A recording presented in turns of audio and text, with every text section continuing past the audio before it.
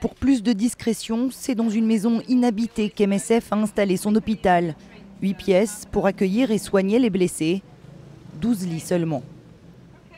Mais la mise en place n'a pas été simple.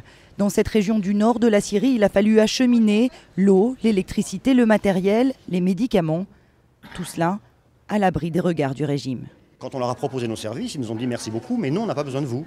Quand on est avancé un peu plus loin en leur disant mais il y a des zones dans lesquelles les gens ont besoin d'accès aux soins et vous n'y répondez pas, ils nous ont dit vous ne pouvez pas venir. Et quand on a décidé d'ouvrir l'hôpital, j'aurais envoyé un petit courrier très poliment en leur disant voilà nous y sommes, sans leur préciser où évidemment. Donc ils m'ont répondu très poliment en me disant que je n'avais pas le droit, que c'était illégal et qu'ils m'invitaient à quitter le pays. En 2 mois, 300 patients ont été opérés. Dans la quasi-totalité des cas, des blessures de guerre. Mais parmi les patients, des femmes, des enfants, la plupart du temps victimes d'explosions d'obus.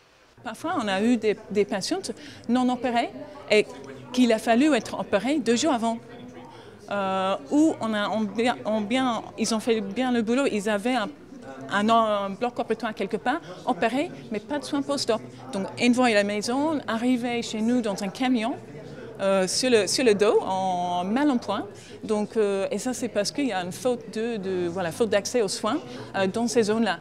Malgré le danger, la structure est toujours en activité. Une autre équipe de volontaires a pris le relais, 7 expatriés et une 50aine d'infirmiers et médecins syriens.